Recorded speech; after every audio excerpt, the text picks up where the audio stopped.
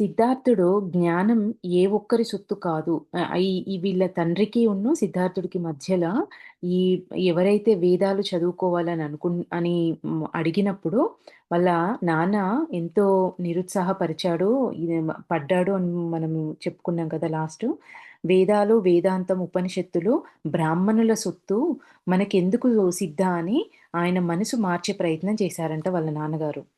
సిద్ధార్థుడు దానికి సమాధానంగా ఏం చెప్తున్నారు? జ్ఞానమనేది ఏ ఒక్కరి సొత్తు కాదు. అందరికీ అర్హత ఉంటుంది. బ్రహ్మజ్ఞానానికి అందరూ అర్హులే అని వాళ్ళ నాన్నతో చెప్పారంట. నేను వేదాధ్యయనం చేస్తాను అని ఇంకా గట్టిగా పట్టుపట్టాడు అంటున్నారు. వాళ్ళ నాన్న శుద్ధోదన మహారాజు ఇంకా ఏం కాదనలేక దేశంలో పేరెన్నిక ఎంతో పేరు పొందిన వేద విధుల్ని రప్పించారట. సిద్ధార్థుని అభిమతం తెలియజేశారు. వాళ్ళందరిని పిలిచి గొప్ప గొప్ప వేద వేదాన్ని చదువుకున్న పండితులనందరినీ పిలిపించి, అప్పుడు సిద్ధార్థుడి యొక్క అభిప్రాయాన్ని, ఆయన వేదాన్ని నేర్చుకోవాలనుకుంటున్నారు అని తెలియజేశారంట. రాజుగారి కోరిక కొంతమంది బ్రాహ్మణులేమో తిరస్కరించారు. కొందరేమో రాజాగ్రహానికి గురి కావాల్సి వస్తుందని చెప్పి భయపడి సిద్ధార్థునికి వేదం చెప్పటానికి అంగీకరించారంట. వేదాలు స్వరయుక్తంగా అభ్యసించడమే కాక అర్థ వివరణలు, వేదాల యొక్క అర్థాన్ని, ఆ వివరణను, అంతరార్థాలు తెలుసుకోసాగాడు సిద్ధార్థుడు. ఇంకా వేదాలు చిలక పలుకుల్లా వల్లించటం కాదు, వేద మంత్రాలకు మహత్తర శక్తి ఉందని, శబ్దోచ్చారణ సరిగ్గా ఉంటే మహత్కార్యాలు నిర్వహించవచ్చునని గ్రహించాడు. ఏవ మన బుద్ధుల వారు, సిద్ధార్థుడు ఈ విషయాన్ని గ్రహించారు అంటున్నారు.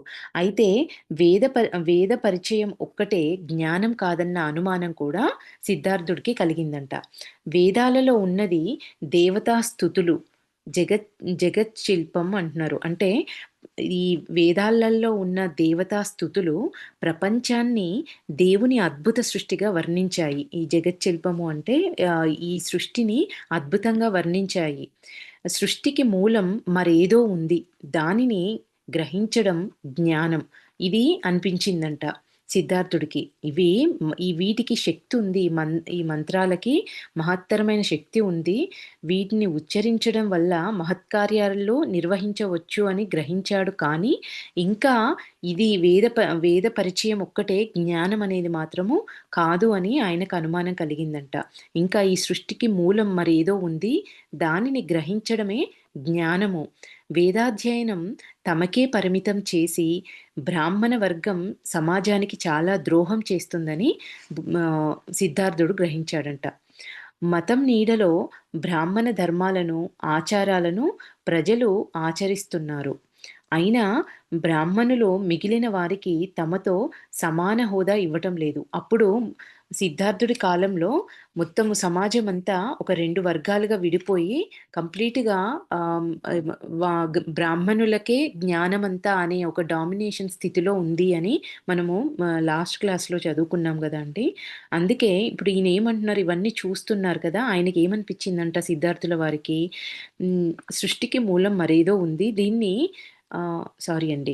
మతం నీడలో బ్రాహ్మణ ధర్మాలను, ఆచారాలను ప్రజలు ఆచరిస్తున్నారు. అయినా కూడా బ్రాహ్మణులు మిగిలిన వారికి తమతో సమానమైన హోదా ఇవ్వడం లేదు. తక్కువ కులాలను చిన్నచూపు చూస్తున్నారు. ప్రజల్లో సమానత్వం కావాలి, కుల విభేదాలు ఉండకూడదు అని, ఇంకా అంటరాని వారని, అంటుకట్టిన వారని తేడా ఎందుకుంది అని సిద్ధార్థుడికి అనిపించిందంట. కొందరు మిత్రులతో కలిసి కపిలవస్తు వదిలి పల్లెలలో పర్యటించసాగాడు. ఇదంతా ఈయనకి ఈ అసమానతలున్నాయి అని అనిపించిన తర్వాత సిద్ధార్థుడు ఏం చేశారంట, కొందరు మిత్రులతో కలిసి కపిలవస్తు వదిలి పల్లెలలో పర్యటించడం సాగించాడంట. ప్రజలు ఎలా జీవిస్తున్నది, వారి జీవన విధానం ఎలాంటిది తెలుసుకోసాగాడు. రాకుమారుని హోదాలో కాక అతి సామాన్య పౌరుడిగా గ్రామాలు పర్యటించసాగాడంట. ఈ అసమానతలను తెలుసుకోవడానికి, అసలు నిజంగా ఏం జరుగుతుంది అనేది తెలుసుకోవడానికి. చాలా మందితో చర్చించాడు. ప్రజలు ఏదో రూపంలో బ్రహ్మ, విష్ణు, శివరూపాలను ఆరాధిస్తున్నారు, పూజిస్తున్నారు.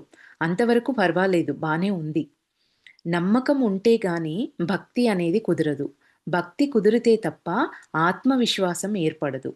అయితే ఆ త్రిమూర్తుల ప్రతినిధుల్ని పూజించడం ఏమిటి? ఇవన్నీ సిద్ధార్థుని మదిలో ప్రశ్నలు. ఆయన వెతుకుతున్నాడు. అసలు నిజంగా జరిగేది ఏంటి అనేది చూస్తూ ఆయన కనిపించిన సంఘటనని ఆయన లోపల ఇవన్నీ ప్రశ్నలుగా ప్రశ్నించుకుంటున్నారు. బ్రహ్మ, విష్ణు రూపాలుగా బ్రహ్మ, విష్ణు, శివ రూపాలుగా ఆరాధిస్తున్నారు, పూజిస్తున్నారు. అంతవరకు చాలా బావుంది. కానీ ఆహ్, ఈ ఈ వాళ్ళ ప్రతినిధుల్ని పూజించడం ఏంటి? అనేది ఈయనకు కలిగిన ప్రశ్న ఇది చూసిన తర్వాత. ప్రతి చిన్న పనికి, పెద్ద పనికి కూడా పురోహితులు మంత్రాల అవసరాన్ని వాళ్ళే సృష్టించి దండిగా సంభావనల పేర సామాన్యుణ్ణి దోచుకుంటున్నారు. ఎవరికీ ఆత్మగౌరవం లేకుండా పోయిందిక్కడ. బ్రాహ్మణులు కాని వారంతా సమాజంలో ద్వితీయ పౌరులుగా జీవించవలసి వస్తోంది. ప్రతి దానికి వేదాలను ప్రమాణంగా చూపి ప్రజలని భయపెట్టి బ్రతుకుతున్న వారి నిజాయితీని శంకించసాగాడు సిద్ధార్థుడు. వేదాలు చదివిన వారు జ్ఞానులా అని ఇక్కడ ఒక క్వెషన్ మార్క్. వేదాలు చదివినంత మాత్రాన వాళ్ళు జ్ఞానులా అని అంటున్నారు. సంస్కృతం చదవటమే జ్ఞానమా? దేశంలో అనేక మంది జ్ఞానులుంటారు. వారు వేదాలు వల్లించనవసరం లేదు. వేదానికి, జ్ఞానానికి అసలు సంబంధం లేదు అంటున్నారు. అంటే వేదాలు చదివినంత మాత్రాన జ్ఞాని అని అనుకోవడానికి లేదు అంటున్నారు. చదువు రాకపోయినా జ్ఞానం అనేది పొందొచ్చు. ఎందరో అరణ్యాలలో, పర్వత గుహలలో తపస్సు చేసుకుంటూ జ్ఞానంతో పండిపోయిన వారున్నారని విన్నాను. వారు వేదాధిక్యాన్ని, బ్రాహ్మణాధిపత్యాన్ని ఆమోదించరు. ఎవరైతే ఈ సాధన చేసుకుంటూ అరణ్యాలలో, పర్వత గుహలలో తపస్సు చేసుకుంటున్న వీళ్ళు వేదాధిక్యాన్ని, బ్రాహ్మణాధిపత్యాన్ని ఆమోదించకుండా వాళ్ళు సాధన చేస్తున్నారు. అన్ని సుఖాలు, సంపదలు, భోగభాగ్యాలు త్యజించి అడవులు పట్టినవారు, జ్ఞానసీమలు మెట్టినవారు వాళ్ళు. సత్యాన్వేషణ చేస్తున్నవారు, ఆత్మశోధన చేస్తున్నవారు, యోగ సాధనలో నిమగ్నమైన వారు. అలాంటి సన్యాసులు, యోగులు తమ పొరుగు దేశం కోసలలో చాలామంది ఉన్నారని సిద్ధార్థుడు విన్నారంట. వారిని కలిసి ధర్మచర్చ చేయాలని అభిలాషించాడు సిద్ధార్థ. సిద్ధార్థుని మనసు శుద్ధోదనునికి తెలుసు. అతని విప్లవ మనస్తత్వం తెలుసు. అతని నిర్మల స్వభావం, నిరాడంబర నిరాడంబర జీవనం కూడా తెలుసు శుద్ధోదన మహారాజుకి. అతను ప్రజాహృదయం ఎరిగిన వాడని తెలుసు. ఒక్క కన్నీటి చుక్కకు కూడా కరిగిపోతాడని కూడా తెలుసు. సత్యాన్ని అన్వేషించే స్వభావం కలవాడని కూడా తెలుసు. అన్నీ తెలిసినా కూడా నిరోధించలేని పితృప్రేమ తనది. ఏదో ఒక నాటికి అంతఃపురం వదిలి సన్యాసిస్తాడని లోపల శుద్ధోదన మహారాజుకి అనుమానం అనేది ఉంది. తన ఆశలన్నీ సిద్ధార్థునిపైనే, దేవదత్తునిపైనే పెట్టుకున్నాడు. శుద్ధోదనుని సోదరుడే ద్రోణ ధనరాజు. అతని పిల్లలు దేవదత్తుడు, ఆనందుడు. శుద్ధోదన మహారాజు సోదరుడి పేరేమో ద్రోణ ధనరాజు అంట. అంటే ఆయన పిల్లలే, వాళ్ళ తమ్ముని పిల్లలిద్దరూ దేవదత్తుడు, ఆనందుడు. తమ్ముణ్ణి పిలిచి తన మనసులోని మాట చెప్పుకున్నాడు. సోదరా, మన పొరుగు దేశం కోసలకు మన దేశం పైన కన్ను పడింది. అయినా కూడా మన సైనిక బలం తక్కువ కాదనుకో. సిద్ధార్థ, దేవదత్త ఇద్దరు సమర్థులు. దేశాన్ని రక్షించగల వీరులు వాళ్ళు. నా అనుమానం సిద్ధార్థుడు సర్వసంగ పరిత్యాగి చేసి సన్యాసుల్లో కలిసిపోతాడేమో అని. అసిత మహర్షి చెప్పిన మాటలు మర్చిపోలేకపోతున్నాను. పుట్టినప్పుడు సిద్ధార్థుని చూడ్డానికొచ్చి భవిష్యత్తు చెప్పాడు కదా! ఆయన చెప్పిన మాటల్ని నేను మర్చిపోలేకపోతున్నాను. ఇన్ని సంవత్సరాలు గడిచినా కూడా సిద్ధార్థునితో పాటు దేవదత్తుడు సన్యసిస్తే మన గతి ఏంటి? వీళ్ళకి సాధు సన్యాసుల పైన, ఆశ్రమాల పైన అసలు ఎందుకింత మక్కువో గమనించావా నువ్వు? అని శుద్ధోదన మహారాజు తమ్ముడిని పిలిచి చెప్తున్నారు. ఇద్దరు పిల్లలు ఒకవేళ ఇద్దరు సన్యాసంలోకెళ్ళిపోతే మన పరిస్థితి ఏంటి? మన రాజ్యం పరిస్థితి ఏంటి? అని ఆయన మనసులో ఉన్న భయాలన్నీ తమ్మునికి అన్నీ వివరించి చెప్పారంట. అన్నగారి ఆవేదన గ్రహించాడు ద్రోణధనరాజు. చలించిపోయాడు. ఇవన్నీ ఇన్ని ఇన్ని అన్నయ్య లోపల ఇన్ని భయాలున్నాయి, ఇట్లుందా పరిస్థితి అని అన్నీ తెలుసుకొని ఆయన చలించిపోయాడు. కొంత తడవు ఆలోచించి అన్నాడంట, పోనీ సిద్ధార్థునికి వివాహం చేస్తే? సంసార సుఖం మరిగితే సన్యాసి కాలేడు కదా అని ఆయన సలహా ఇచ్చారంట. ఆ మాట శుద్ధోదనునికి నచ్చింది. ఆ రాత్రే రాణి గౌతమి వద్దకు వెళ్ళి పెళ్లి ప్రస్తావన తీసుకొచ్చాడు. ఈ మధ్యనే గౌతమి ఒక ఆడబిడ్డను కంది. ఆమె పేరు సుందరి నంద. గౌతమి భర్త గౌతమి భర్త మాటను మన్నించి కపిలవస్తువులో ఒక యువజనోత్సవం ఏర్పాటు చేసింది. అది ఒక విధమైన స్వయంవరం. యువజనోత్సవం అంటే అదొక విధమైన స్వయంవరం అంటున్నారండి. సిద్ధార్థుడు తనకు నచ్చిన కన్యను ఎన్నుకోవడానికి ఒక ఉపాయం. ఈ ఈ ఈ ఈ స్వయంవరం, ఈ యువజనోత్సవం అనేది ఆయన ఒక కన్యను ఎన్నుకోవడానికి వీళ్ళిద్దరు భార్యాభర్తలిద్దరూ కలిసి చేసిన ఒక ఉపాయం అంటున్నారు. అన్ని దేశాల వంశీకులకు ఆహ్వానాలు పంపించారంట. అందరికీ తెలుసు శుద్ధోదనునికి కుమారుడు శుద్ధోదనుని కుమారుడు యువరాజు సిద్ధార్థుడు పెళ్ళీడు వాడున్నాడని. తాము సిద్ధార్థుని ప్రతిభా పాటవాలు గమనించవచ్చని అందరూ కూడా వచ్చారంట. ఆయన ఆయన యొక్క ప్రతిభా పాటవాలు గమనించొచ్చు అని. శుద్ధోదనుని మరొక సోదరి పమిత. ఆమె భర్త కోలీయ ప్రభువు దండపాని. వారి రాజధాని రామగ్రామ. కపిలవస్తు నుంచి రామగ్రామానికి ఒకరోజు ప్రయాణమంత దూరం ఉంటుందంట.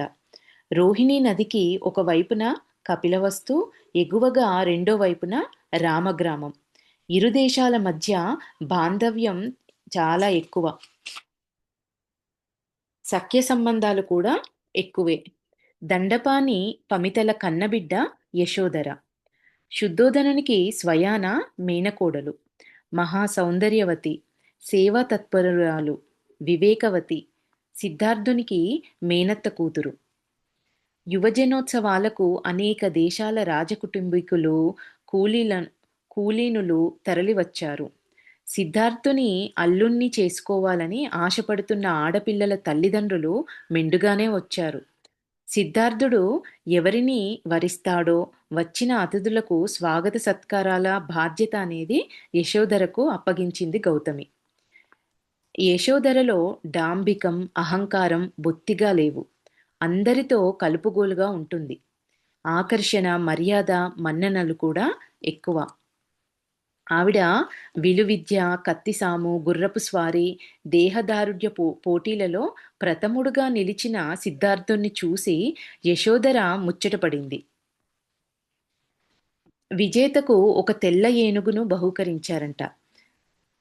సిద్ధార్థుడికి విలువిద్య, కత్తిసాము, గుర్రపు స్వారీ, దేహదారుఢ్య పోటీలలో ప్రథముడుగా నిలిచాడు. ఆ ప్రథముడుగా నిలిచిన సిద్ధార్థుణ్ణి చూసి యశోధర ముచ్చటపడింది. విజేతకు ఒక తెల్ల ఏనుగును బహూకరించారు. తన చేతులతో బహుమతిని అందిస్తూ యశోధర సిగ్గుపడింది. తలవంచి ఓరకంట చూస్తూ ఆ బహుమతిని అందుకోండి రాకుమారా అని అందంట. అప్పుడు నిశితంగా గమనించాడు సిద్ధార్థుడు విరిసి విరియని పద్మంలా ఉన్న యశోధర అందాల్ని. హృదయ పద్మం అనుకున్నాడు, పైకే ఆ మాట అనేశాడు. సిద్ధార్థుని వెనుక నిలబడి ఉన్న దేవదత్త అసూయతో, ద్వేషంతో ఊగిపోతూ బహూకరించిన ఏనుగును కాలితో ఒక్క తాపు తన్నాడు. ఏనుగు విలవిల్లాడి కింద పడిపోయింది. సిద్ధార్థుడు దేవదత్తుని చూసి, దేవద అసూయ అనర్ధహేతువు, సహనం పాటించు అని అన్నాడంట మందలింపుగా. ఏనుగు పక్కన నిలబడి ప్రేమగా దాని తొండము, తల నిమిరాడు సిద్ధార్థుడు. నెమ్మదిగా ఏనుగు లేచి నిలబడింది. సిద్ధార్థుని స్పర్శ మహత్యం జనం గుర్తించి హర్షధ్వానాలు చేశారు. ఆ ఏనుగునెక్కి సిద్ధార్థుడు కపిలవస్తు నగరంలో విజయ విహారం చేశాడు. అది విజయానందమా లేదా యశోధర ప్రియదర్శనానందమా అంటున్నారు. ఇంకా ఇది సెకండ్ చాప్టర్ అండి. సెకండ్ చాప్టర్లో సిద్ధార్థుడు ఇప్పుడు నూనూగు మీసాల నవయువకుడు. మనస్సు అంతఃపురంలో బందీగా ఉండలేకపోతుంది. రాజస్థానానికి వెళ్ళిన ఆంతర్యం రాజస్థాన స్థానానికి వెళ్ళిన ఆంతర్యం ఎదురు తిరుగుతోంది. బయటి ప్రపంచాన్ని చూడాలని ఎంతో ఆరాటపడుతోంది. కొందరు మిత్రులతో కలిసి జనావాసాలకు వెళ్ళసాగాడంట సిద్ధార్థుడు. పల్లె ప్రజల జీవితాల్లోని రుచి తెలుస్తుంది అని. సామాన్య జనజీవనంలోని ఆనందం తెలుస్తుంది సిద్ధార్థుడికి. ప్రజల కష్టసుఖాలు కూడా తెలుసుకోగలుగుతున్నాడు దీనివల్ల. ప్రజల అవసరాలు గ్రహించగలుగుతున్నాడు. ప్రజల కన్నీటికి చెలించిపోతున్నాడు. ఒకరోజు చెన్నునితో కలిసి వెళ్తున్నాడు. సిద్ధార్థుని రథసారథి నమ్మిన బంటు ఆప్తమిత్రుడు చెన్నుడు. కొంతసేపు చెన్నుడు రథం నడిపితే తాను మరికొంత దూరం సారథ్యం వహిస్తున్నాడు. గుర్రాన్ని అదిలించడానికి సిద్ధార్థుడు కోల అనేది చేత పట్టడంట. అందుచేత చెన్నుడు ఆ గుర్రాన్ని విదిలించే కోలను వదిలిపెట్టేశాడు. అంటే కాసేపు ఆయన రథాన్ని నడుపుతున్నారు. కాసేపు సిద్ధార్థుడు నడుపుతున్నాడు. ఎప్పుడైతే సిద్ధార్థుడు నడిపే అప్పుడు ఆ గుర్రాన్ని అదిలించడానికి వాడే కోలని ఆయన ఎప్పుడూ వాడడు కాబట్టి దాన్ని పక్కన పెట్టేశారంట. శాక్య దేశంలోని జనావాసాలన్నీ ఇప్పుడు సిద్ధార్థుని పరిచయమే. సిద్ధార్థునికి ఆ శాక్య దేశంలో ఉన్న జనావాసాలన్నీ పరిచయమే అంటున్నారు. పల్లెలు, పట్టణాలు పర్యటించాడు. హిమాలయ పాదపీఠి నుంచి దక్షిణంగా ఉన్న భూములన్నీ సారవంతాలు. పక్కనున్న కోసల, మగధ దేశాలతో పోల్చితే శాక్య రాజ్యం అనేది చిన్నదే అయినప్పటికీ కూడా అధిక సంపన్నమైన రాజ్యం అది. జనసాంద్రత కూడా చాలా ఎక్కువ. వ్యవసాయ భూములు కారణంగా రైతాంగం చాలా ఎక్కువగా ఉండేవారంట అక్కడ. రోహిణి, బన్గంగా నదులు హిమాలయ పర్వత శ్రేణులలో పుట్టి శాక్య భూముల గుండా ప్రవహిస్తూ దక్షిణ దిశగా పయనించి హిరణ్యవతి నదిని చేరుతాయి. హిరణ్యవతి గంగా నదికి ఉపనది. గంగా నది వలనే బన్గంగకు కూడా పవిత్ర నది అనే పేరుందంట. ఆ నదిలో స్నానం చేస్తే జన్మ పాపాలు నశిస్తాయని ప్రజల విశ్వాసం. వాళ్ళు నీరు గడ్డకట్టే చలిలోనూ కూడా ఈ ప్రజలందరూ ఆ బన్గంగ స్నానాలు చేస్తుండేవారంట. ఒకరోజు నదీ తీరంలో కూర్చొని సిద్ధార్థుడు చెన్నుణ్ణి ప్రశ్నిస్తున్నాడు.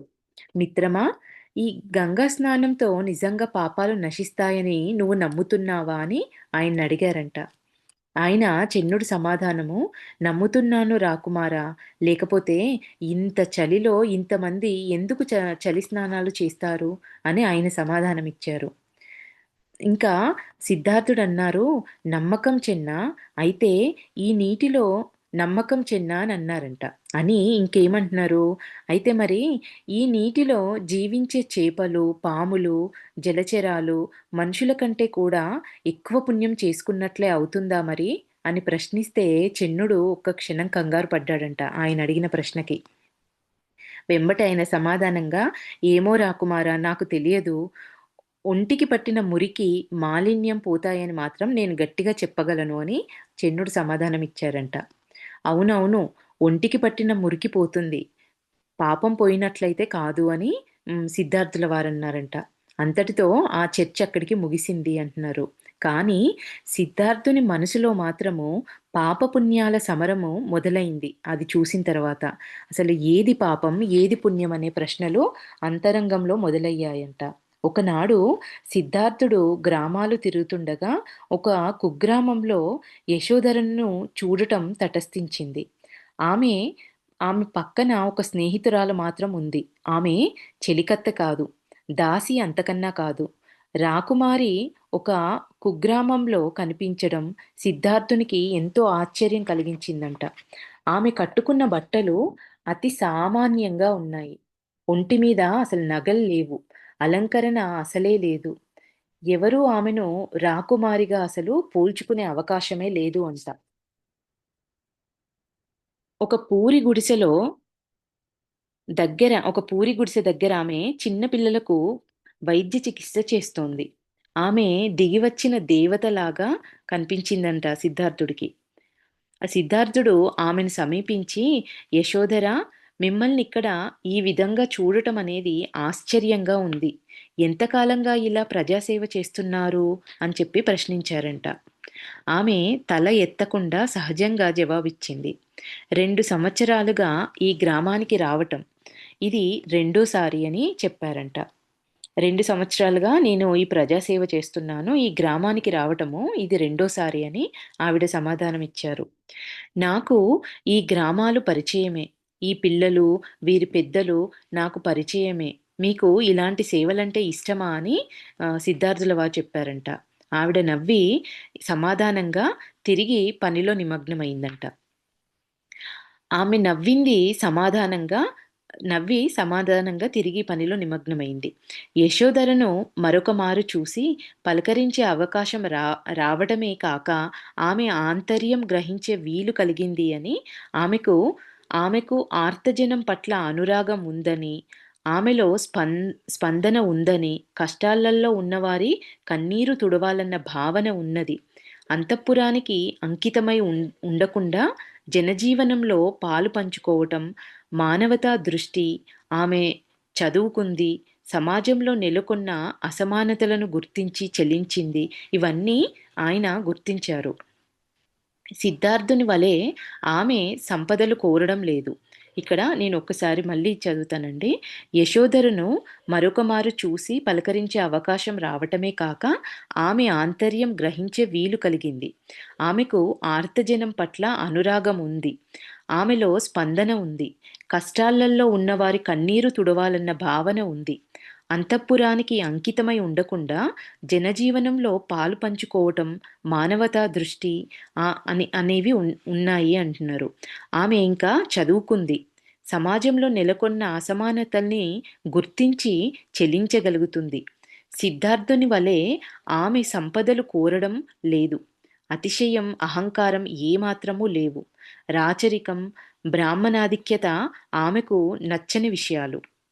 ఒక స్త్రీగా గొప్ప సంస్కరణలు తీసుకురాలేకపోవచ్చు కానీ, తన వంతు సేవ చేయటంలో, సహాయపడటంలో ఇబ్బంది లేదు.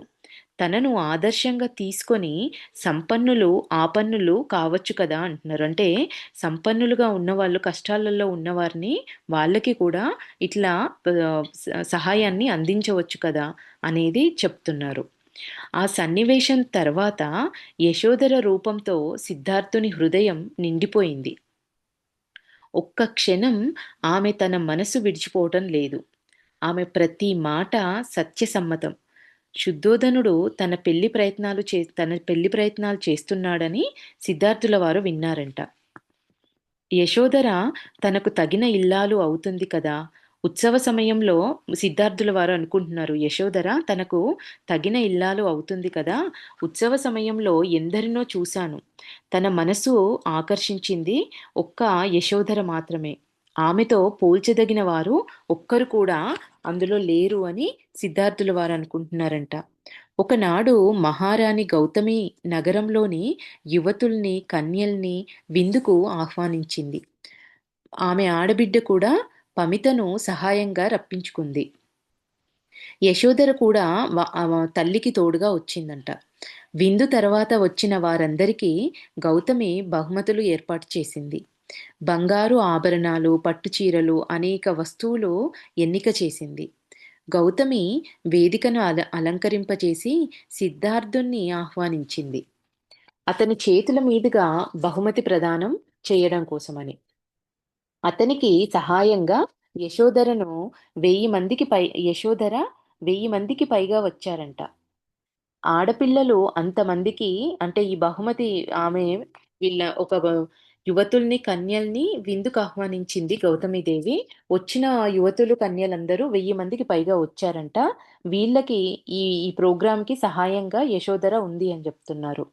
ఆడపిల్లలు అంతమందికి తను కానుకలు ఇవ్వడం ఏంటి అని సిద్ధార్థుడు ఇష్టపడలేదంట. తన చేతి మీదుగా బహుమతులు ఇవ్వడము అనేది సిద్ధార్థునికి నచ్చలేదు. అయినా కూడా గౌతమిని కష్టపెట్టడం ఇష్టం లేక ఒప్పుకున్నాడంట. రాకుమారుని చేతుల మీదుగా బహుమతులు అందుకోవటం యువతులకు ఎంతో ఆనందంగా ఉంది అని చెప్తున్నారు. ఇతరులకు ఆనందం కలిగించడంలో తనకు ఆనందం లభిస్తుంది. అది సిద్ధార్థుని యొక్క తత్వం. తన ఎదుట ఉన్న 1000 మందిలో ఎవరికి ఏది నప్పుతుందో తనకు తెలీదు. ఏ ఎంపిక బాధ్యత యశోధర ఆ ఎంపిక యొక్క బాధ్యత అనేది యశోధర తీసుకుందంట. మొదట వచ్చిన అమ్మాయి సోమ. ఆమె ఒక రాకుమారి. తర్వాత రోహిణి అనే సుందరి వచ్చి బహుమతి తీసుకుంది. చివరగా వచ్చిన పాప షీల. ఆమెతో బహుమతి కార్యక్రమం అనేది ముగుస్తుంది. నగ, నట్ర అన్నీ అయిపోయాయి. అనూహ్యంగా యశోధర వేదికపైకి వచ్చి సిద్ధార్థుని ముందు నిలిచి చేయి చాచిందంట. కంగారు పడ్డాడు సిద్ధార్థుడు. అక్కడ ఏ ఒక్క వస్తువు మిగిలి లేదు. యశోధరకు ఏమివ్వగలడు?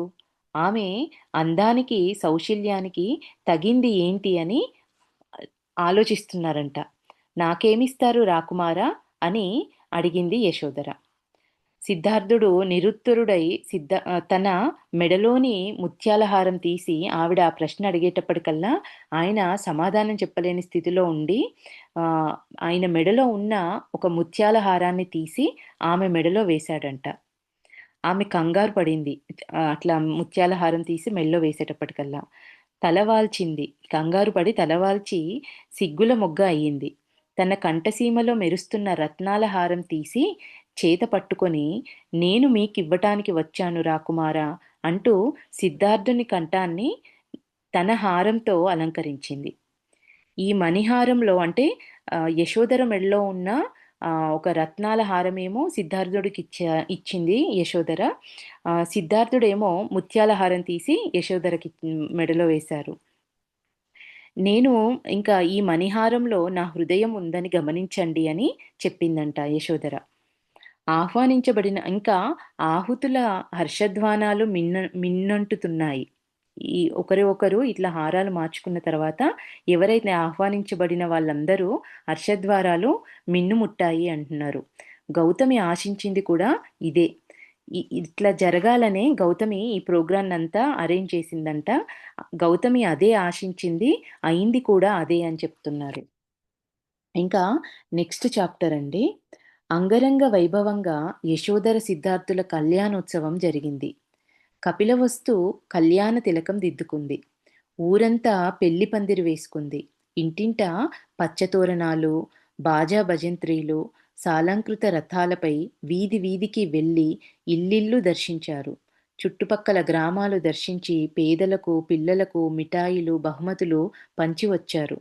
అది రాజవంశాలకు ఒక కొత్త ఒరవడి, సరికొత్త సాంప్రదాయానికి ఒక శ్రీకారాన్ని చుట్టారు ఈ పెళ్లి ద్వారా అంటున్నారు. నవదంపతుల కోసం శుద్ధోదనుడు 3 ఋతువులకు అనువైన 3 భవనాల్ని నిర్మించి పెట్టాడు. వేసవి ఆవాసానికి పర్వత సానువుల వద్ద శీతల భవనం, చుట్టూ తోట, కొలను తయారు చేయించాడంట. అన్ని భవనాల ఆవరణలలో సరస్సులు తవ్వించి తామరాలు పూయించాడంట. వారణాసి నుంచి అత్తరులు, సుగంధాలు తెప్పించారు. ఇప్పుడు శుద్ధోదనునికి ఎంతో తృప్తిగా, ఆనందంగా ఉంది. మనశ్శాంతిగా ఉందంట. తను కోరినట్లు సిద్ధార్థుడు ఒక ఇంటివాడైనాడు. పెళ్లి చేసుకుని గృహస్థైనాడు. నృత్య, సంగీత, వినోద మందిరాలలో నిత్యం కార్యక్రమాలు ఏర్పాటు చేశాడంట. సిద్ధార్థునికి, యశోధరకు మనోరంజకమైనవి నృత్యగాన వినోదాలు కావని ఆయనకు తెలీదు. పరస్పరానురాగంతో సుఖంగా ఉన్నారనుకుంటున్నాడు శుద్ధోదన మహారాజు. వారి ఇరువురి ఆలోచనల తీరే వేరు. వారు కోరేది పట్టు పీతాంబరాలను, నవరత్న ఖచిత భూషాలు కావు. మధుర పదార్థాలు అంతకన్నా కావు. వారికి సుఖభోగాలు క్షణికప్రాయాలు. వారి కలలు వేరు, కలవరింతలు వేరు. మనిషి కన్నీరు తుడవటం ఎలా అన్నది, మనిషికి కష్టాలు, బాధలు లేకుండా చెయ్యడం ఎలా అన్నది వారి దృష్టి. 1 సంవత్సరం గడిచిపోయిందంట. సిద్ధార్థుడు తన సారథి చెన్నుని సాయంతో యశోధరను వెంటబెట్టుకొని దేశ పర్యటనకు బయలుదేరాడు. ఊరూరు తిరిగారు. ప్రజల స్పందన గ్రహించారు. సామాజిక, ఆర్థిక అసమానతల్ని బేరీజు వేసుకున్నారు.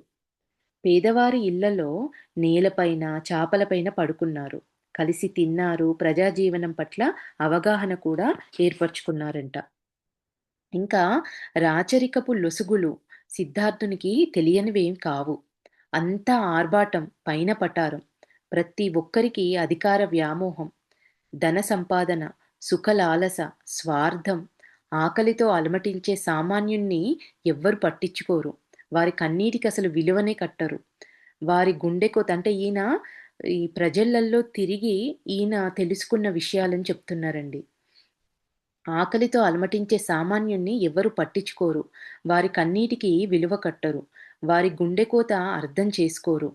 ఇంకా తన తండ్రి గారి బ్రతుకు అంతే అంటున్నారు. రాజమందిరంలో బందీ. రాజు అవ్వడమంటే రాజమందిరంలో బందీగా అయిపోవడమే.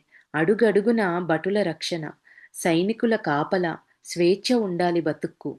రేపు తన జీవితం కూడా అంతే అనిపించిందంట సిద్ధార్థుల వారికి. ప్రజలు ఎప్పుడైతే సంతృప్తిగా జీవించినప్పుడే రాజుకు నిజమైన తృప్తి, రక్షణ. అందుకు హృదయ పరివర్తన కలగాలి. ఆధ్యాత్మిక జీవనం ఒక్కటే నిశ్చింత అంటున్నారు. అంటే ఎప్పుడైతే మనకి ఆధ్యాత్మిక జీవనం అనేది ఉన్నప్పుడు మ ఆ రాజు ప్రజలను సరిగ్గా తృప్తిగా జీవించేలాగా రాజు పరిపాలించగలుగుతాడు. అదే నిజంగా రాజుకు రక్షణ అని ఆ రాజుకు తృప్తిని కూడా ఇస్తుంది. దీనంతటికీ మళ్ళీ ఆధ్యాత్మిక జీవనమే ముఖ్యము అనేది చెప్తున్నారు. యశోధర కళ్ళు చూసి మనసును చదవగలదంట. సిద్ధార్థుని మనోగతం ఇట్టే గ్రహించింది. సిద్ధార్థుడు సంకల్ప సిద్ధుడు. అనుకున్నది సాధించగల సమర్థుడు. ఒక విధంగా కారణ జన్ముడు. ఆమె వాస్తవం గుర్తించినా ప్రస్తుత కర్తవ్యం గురించి ఆలోచించసాగింది. అంటే ఆయన లోపల ఇన్ని ఆలోచనలు తిరుగుతున్నాయనే వాస్తవాన్ని గుర్తించినా కూడా ఇప్పుడు కర్తవ్యం గురించి ఆలోచించిందట. ప్రస్తుతము ఇప్పుడు మనం ఏం చేయాలి అనేది ఆలోచించసాగింది.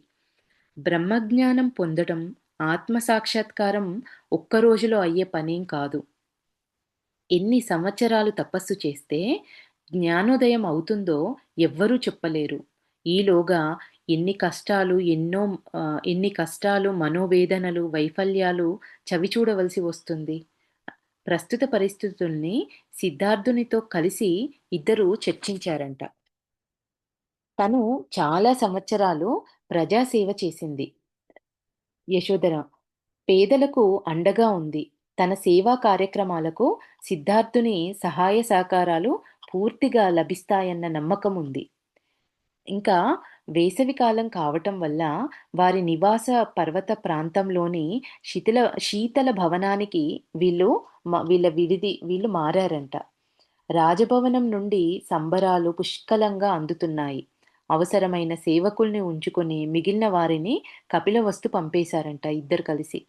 తోటమాలీలు, వంటవాళ్ళు మాత్రమే ఉన్నారు. నిరాడంబర జీవనం. యశోధర చేసే పనులు మంచివే అయినా అవి ఎందరికి ఊరట కలిగిస్తాయి? ఎందరి సమస్యలు పరిష్కరించగలదు? ప్రజలకు రోగాలు, బాధలు, దరిద్రం లేకుండా పోతే చాలదు. మనశ్శాంతి కావాలి. అందరి సమస్యలు పరిష్కరించే ఉపాయం ఆమె వద్ద లేదు.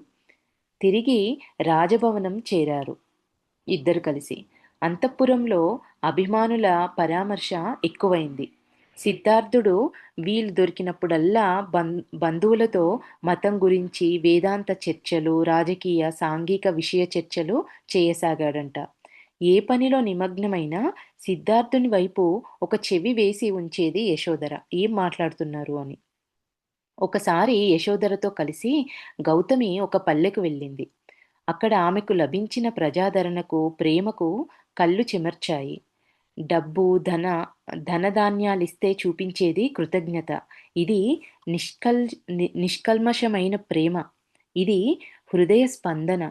అంతఃపురంలో అందరి వంటిది గౌతమి. ఆమె మహాప్రజాపతి. ఆడవారికి, మగవారితో సమంగా మనోనిబ్బరం, ధైర్యం ఉండాలని ఆవిడ ఆశిస్తుందంట. సమాన హక్కులు, సమాన హోదాలు కావాలని పోరాడుతుంది కూడా. కుటుంబం, సుఖసంతోషాలకు ఆడవారిదే బాధ్యత. అందుకు ఆడవారికి అదనంగా, సహజంగా ఉండవలసింది ప్రేమ, అవ్యాజమైన అనురాగం. ఆవిడ చెప్పేవారంట, కుటుంబము సుఖ సంతోషాలతో ఉంచాల్సిన బాధ్యత ఆడవారిదే కాబట్టి, ఆడవారికి అదనంగా, సహజంగా ఉండవలసింది ప్రేమ, అవ్యాజమైన అనురాగం. అవి యశోధరలో అవసరాన్ని మించి ఉన్నాయి. అందుకే ఆమెను కోడలిగా కాక ఒక స్నేహితురాలుగా గౌరవిస్తుందంట. యశోధర స్వతంత్ర భావాలు గౌతమికి నచ్చాయి. ఆమె నిర్ణయాలు తాను ఎన్నడూ కాదనేది కాదు గౌతమి. శుద్ధోదనుని మనసు స్థిమితపడింది. కొడుకు, కోడలు అన్యోన్యంగా, ఆనందంగా ఉంటున్నారు. అదే సమయంలో సిద్ధార్థునికి రాజకీయ పరిజ్ఞానం కూడా కలిగించాలని ఆశించాడంట. యువరాజుకు పరిపాలనా రహస్యాలు తెలియటం అవసరం. నేర్పడం తన కర్తవ్యం అనుకున్నాడు శుద్ధోదన మహారాజు. రోజూ రాజస్థానానికి రమ్మని ఆహ్వానించాడు. కొలువులేని సమయంలో సిద్ధార్థునితో ధర్మ ధర్మాధర్మ చర్చలు చేయసాగాడు. సిద్ధార్థుడు మనసు పెట్టి వినసాగాడంట ఆయన చెప్పేవన్నీ. లోపల అనుకునేవాడు, ఈ రాజకీయ ధర్మపన్నాలు, పరిపాలన, ఆర్థిక వ్యవహారాలు, సైన్యం గురించి అసలు నాకెందుకు అనుకునేవారంట అవన్నీ వింటూ. రాజ్యాధికారం కోరేవారికి, అధికారాన్ని రక్షించుకోవాలనుకునే వారికి తంత్రాలు, కుతంత్రాలు కావాలి. తనకు తెలిసినంత వరకు రాజోద్యోగులు ఎవరిలోనూ నిజాయితీ అనేది లేదు. నీతి, రీతి లేవు. ప్రతి ఒక్కరిలో స్వార్థం, అహం, దర్పం ఇవే కనబడుతున్నాయి. హృదయ స్పందన ఎవ్వరిలో అసలు కనిపించడమే లేదు. అంతా కృత్రిమంగా ఉంది. కృత్రిమంగా, కుత్సితంగా, గత్యంతరం లేక తండ్రిగారు చెప్పే విషయాలకు తలాడించేవారే ఉన్నారు. ఈ చెవితో విని, ఆ చెవితో వదిలిపెట్టేసేవారంట ఇవన్నీ. ఆయన చెప్పిన ఈ ఈ ధర్మాధర్మ చర్చలు, రాజ్యానికి సంబంధించిన ఇవన్నీ అన్నీ వింటూ ఇటు నుంచి విని అటు నుంచి వదిలిపెట్టేసేవారంట. శుద్ధోదనుడన్నాడు, సిద్ధార్థ, అలా మౌనంగా ఉండకపోతే దర్బారులో నీ అభిప్రాయాలు చెప్పవచ్చు కదా అని ఒకరోజు అడిగారంట. దానికి సిద్ధార్థ, నాకు అభిప్రాయాలు, అభిమతాలు లేక కాదు మహారాజా. నా మాట ఎవరు వింటారు? ఎవరు లెక్క చేస్తారు? చెప్పి ఏం ప్రయోజనం? అని ఇట్లా అడిగారంట. అందరూ రోగాన్ని చూసి అయ్యో అంటారు కానీ, రోగ కారణమనేది కనుక్కోరు. మన ఆస్థానంలో చాలా మందికి స్వార్థం. కారణం ఏది? మన విశ్వామిత్రుణ్ణి చూడండి. అతనికి అధికారముంది. అతుల సంపదలున్నాయి. కానీ అవినీతిపరుడు.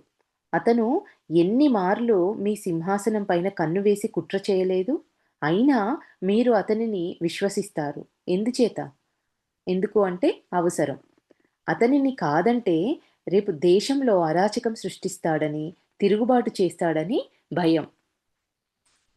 శుద్ధోదనుడు ఇవన్నీ విని విచలితుడయ్యాడు అంటున్నారు. ఈ విషయాలన్నీ సిద్ధార్థునికసలు ఎలా తెలిసాయి అని ఆశ్చర్యపోయాడంట. సిద్ధార్థ, కుటుంబం శాంతిగా ఉండాలంటే కొన్ని సర్దుకుపోవాలి. తెలిసినా తెలియనట్లు ఉండాలి. దేశం శాంతిగా ఉండాలన్నా అదే సూత్రమని ఆయనన్నారంట. సహనం, ఓర్పు కావాలి. నాకు తెలుసు నా శక్తి ఏపాటిదో. నీవు రాజువైతే నాకన్నా సమర్థవంతంగా పాలిస్తావని తెలుసు. నీవు అవినీతిని, అక్రమాలను నిర్మూలించగలవు. సిద్ధార్థుడు దీర్ఘంగా నిట్టూర్చి అన్నాడంట, ఇక్కడ సమస్య ప్రతిభా చాతుర్యం కావు మహారాజా, మనస్సు, హృదయం. అవి నిష్కల్మషంగా కావడం, పవిత్రంగా ఉండటం. రాజునైతే నాలోనూ కోపం, అసూయ, భయం, దురాశ పైకొస్తాయి కదా మరి అని ఆయన సమాధానమిచ్చారంట. తండ్రి తనయుల మధ్య ఇటువంటి చర్చ జరిగినప్పుడు సిద్ధార్థుని హృదయం శాంతించేది. కాలాన్ని గమనించడంలో సిద్ధార్థుని దృష్టి వేరుగా ఉండేది. రోజూ దర్బారుకు వస్తున్నా ఎవరిని నొప్పించేవాడు కాదు సిద్ధార్థుడు. అవకాశం దొరికినప్పుడు పండితులతో తలపడేవాడు కూడా. తలపండిన వారి తలలు తిరిగేటట్లుగా వాదించేవాడంట. సాధు సన్యాసులతో సత్సంగం జరిపేవాడు. కేవలం పవిత్ర గ్రంథాలు చదవటం వల్ల ప్రయోజనం లేదని, మతధర్మాలు, నియమాలు పాటించడం వల్ల సంస్కారం కలగదని, జ్ఞానం అబ్బదని అచిరకాలంలోనే ఆయన గ్రహించాడంట. ధ్యానం గురించి అనుభవజ్ఞుల వల్ల తెలుసుకోవాలి. ధ్యానం మాత్రమే సత్యం వైపు నడిపిస్తుంది. తాను చదివిన విషయాలు, జరిపిన చర్చలు యశోధరకు చెప్పి తాత్విక చర్చ చేయసాగాడు. సిద్ధార్థుడు యశోధరను ముద్దుగా గోపా అని పిలుస్తుండేవాడంట. ఒకసారి గోపా, నీవు ధ్యానం చేయటం అలవాటు చేసుకో. ధ్యానం వల్ల హృదయం శాంతిస్తుంది. సమస్యలకు పరిష్కారం లభిస్తుంది. చైతన్యం కూడా ఇనుమడిస్తుంది. నువ్వు చేసే పనులు సమర్థవంతంగా, ఉత్సాహంగా చేయగలుగుతావు అన్నాడంట. ఆమె భర్త సలహా పాటించి ఎన్ని రాచకార్యాలు, ఇంటి పనులున్నా కూడా ధ్యానానికి వీలు కల్పించుకోసాగింది. ఒకేసారి ఇద్దరు కలిసి కూడా ధ్యానానికి కూర్చునేవాళ్ళంట. ఈరోజు దీన్నిక్కడికి ఆపుదామండి.